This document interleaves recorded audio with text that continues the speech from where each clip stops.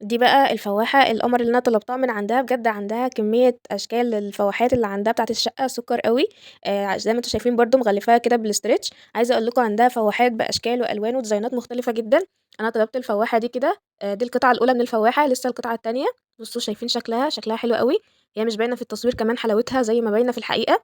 تقريبًا القطعة التانية هتكون هنا، حقيقي مبسوطة جدًا بالdesign دوّة، وبجد شكله تحفة زي ما طلبته بالضبط. دي مصنوعة من الفخار، لو أنتم حابين إن أنا أعمل لكم الفواحة دي كده concrete على القناة عندي نصنعها DIY سوا مع بعض، واكتبوا لي تحت في الكومنتات وإحنا نعملها سوا.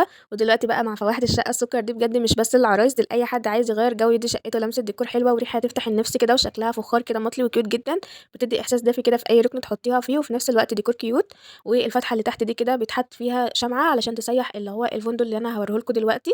الفواحة دي جاي معاها كمان 2 شمعة كده tea light، عبارة كده عن شمعة صغيرة كده بتتحط كده تحت في المكان اللي هو مفتوح ده، علشان تشغّليها كده وتحطي بقى الشمع الفندق اللي أنا هاوريه لكم ده من فوق في الفواحة علشان تدّي كده ريحة حلوة للبيت. أمّا بقى الفندق ده فحكاية تانية خالص، بصراحة لو هتسألوني عن حاجة أرشّحها لكم كريحة قوية وسريعة هاقول لكم الفندق ده بدون تفكير، هو عبارة عن قطع من الشمع المُعطِّر بتتحط في الفواحة الفخار، ولمّا بتتسيّح من حرارة الشمع الtea light ريحتها بتنتشر في المكان كلّه، والقطعة الواحدة ممكن تستخدميها 3 مرات عادي جدًا.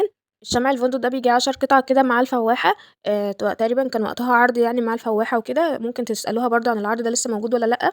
هاطلّعه لكم كده من الكيس عشان نشوف كده الروايح مع بعض. دي كده ال2 الشمعة الtea light بتوع الفواحة زي ما قُلت لكم، اللي بتتحط من تحت كده في الفواحة بالشكل ده. دي كده أول شمعة من الفندق، دي ريحتها فراولة، بتولّعي بقى الشمعة كده تحت في الفواحة، والشمعة من فوق بقى بتسيح كده مع الحرارة بتاعة الشمعة، فبتطلّع بقى ريحة حلوة كده. فدي كده أول واحدة شكلها شبه الوردة. تاني قطعة كده كانت تقريبًا شكل سانتا، دي كده ريحتها توت، دي كده ريحتها باينة خالص، ريحتها تفاح أخضر، حلوة جدًا. عايزة أقول لكم إن عندها mix روايح كتير جدًا اللي أنتم حابينه. ودي كده تالت واحدة شكل كده قلوب، بجد حلوة أوي. وعايزة أقول لكم إن ريحتها مسك أبيض، ودي كده على شكل شوكولاتة، وريحتها أصلًا شوكولاتة، بجد شكلها وريحتها لذيذة أوي تحسّي إن هي عايزة تتاكل. دي كده بعد القطعة اللي بعدها، دي كده ريحتها عود، دي ريحتها passion fruit. والقطعة دي ريحتها برتقان، دي كده برضه ريحة perfume بس مش عارفة اسمها. ودي كده اللي لونها pink دي ريحتها ورد. وفي آخر الفيديو حابة أسألكم إيه أكتر حاجة عجبتكم في بوكس النهارده، اكتبوا لي في التعليقات. وإيه هو أكتر نوع من الشموع بتحبوه، الشموع الكبيرة البابلز والّا الفواحات والّا الكريستال، اكتبوا لي برضه علشان أعرف أشتري المرة الجاية بناءً على ذوقكم. وقولوا لي كمان حابين النوع ده من الفيديوهات على القناة والّا لأ. ما تنسوش بقى تعملوا لايك للفيديو وتشتركوا في القناة لو لسه ما اشتركتوش، واستنوني في فيديوهات تانية كتير أحلى وأجمل من قناة عالم إسراء DIY. باحبكم جدًا، سلام.